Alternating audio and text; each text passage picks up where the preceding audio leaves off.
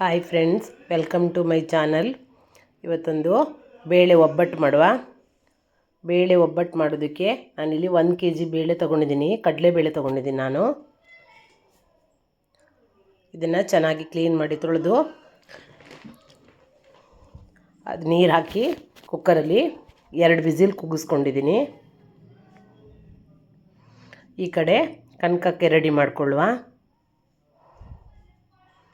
ಸ್ವಲ್ಪ ಉಪ್ಪು, ಅರಿಶಿನ ಪುಡಿ, ಬೇಕಿದ್ದರೆ ಸಕ್ಕರೆ ಬೇಕಿದ್ದರೆ ಸ್ವಲ್ಪ ಹಾಕ್ಕೊಳ್ಬೋದು. ನಾನು ಸಕ್ಕರೆ ಏನು ಹಾಕ್ಕೊಂಡಿಲ್ಲ. ಸ್ವಲ್ಪ ಎಣ್ಣೆ,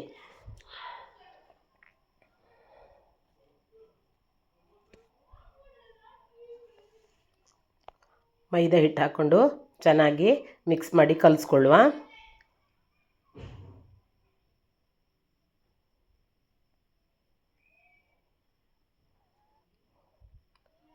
ನೋಡಿ, ಚೆನ್ನಾಗಿ ಮೆತ್ತಗೆ ಮಾಡಿ ಕಲಿಸಿದ್ದೀನಿ.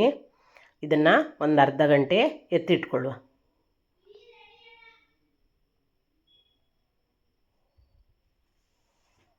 ಈ ಕಡೆ ಕುಕ್ಕರ್ ವಿಸಿಲ್ ಹೋಗಿರುತ್ತೀಗ ಕಡಲೆಬೇಳೆನ ಸೋಸ್ಕೊಂಡು ಬಿಡುವ.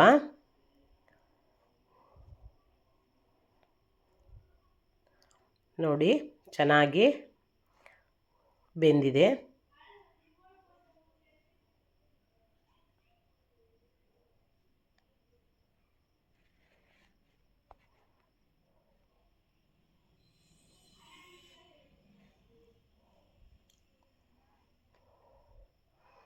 ಸೋಸ್ಕೊಂಡ್ಮೇಲೆ ಮತ್ತು ವಾಪಸ್ ಕುಕ್ಕರನ್ನು ಒಲೆ ಮೇಲೆ ಇಟ್ಕೊಂಡು ಬೆಲ್ಲ ಹಾಕಿ ಕುದಿಸ್ಕೊಳ್ಳುವ.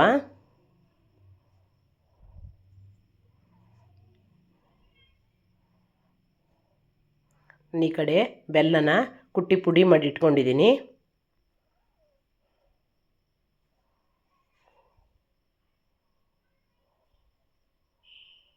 ನೀರಿನ ಅಂಶ ಇರಬಾರ್ದು, ಯಾಕಂದರೆ ಬೆಲ್ಲ ಮತ್ತು ನೀರು ಬಿಟ್ಕೊಳ್ಳುತ್ತಲ್ಲ, ಅದಕ್ಕೆ.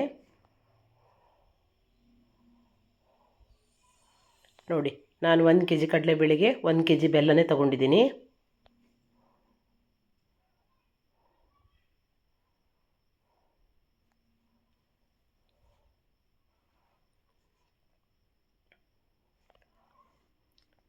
ಇದನ್ನು ಕೂಡ ಚೆನ್ನಾಗಿ ಕುದಿಸ್ಕೊಳ್ಬೇಕು. ಬೆಲ್ಲ ಎಲ್ಲ ಕರಗಿ ನೀರಾಗುತ್ತಲ್ಲ, ಜೊತೆಗೆ ಸ್ವಲ್ಪ ಒಂದು ಅರ್ಧ ಚಮಚ ಆಗುವಷ್ಟು ಏಲಕ್ಕಿ ಪುಡಿನೂ ಹಾಕ್ಕೊಂಡಿದ್ದೀನಿ. ನೋಡಿ, ಇದನ್ನು ಸ್ವಲ್ಪ ಆರಿದ ಮೇಲೆ ನಾನು ಗ್ರೈಂಡರಿಗೆ ಹಾಕಿ ರುಬ್ಕೊಂಡಿದ್ದೀನಿ. ಹೂರಣ ಪೂರ್ತಿ ರೆಡಿ ಮಾಡ್ಕೊಂಡ್ಮೇಲೆ ಈ ಕಡೆ ಕನಕನ ಉಂಡೆ ಮಾಡಿಕೊಂಡು ಇಟ್ಕೊಳ್ಳುವ. ನಂತರ ಹೂರಣನೂ ಕೂಡ ಉಂಡೆ ಮಾಡಿಕೊಂಡು ಇಟ್ಕೊಳ್ಳುವ. ಈ ಕಡೆ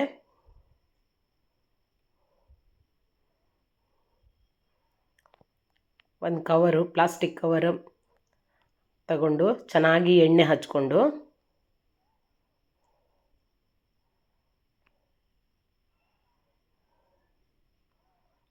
ಫಸ್ಟು ಕಣಕನ ಇಟ್ಕೊಂಡು ಚೆನ್ನಾಗಿ ತಟ್ಕೊಂಡು ನಂತರ ಆ ಹೂರಣನ ಹಾಕ್ಕೊಂಡು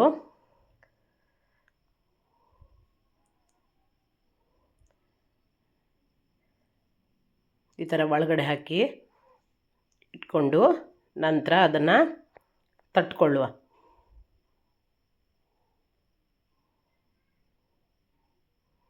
ನೋಡಿ, ಎಷ್ಟು ಚೆನ್ನಾಗಿ ಬಂದಿದೆ ಕವರಲ್ಲಿ,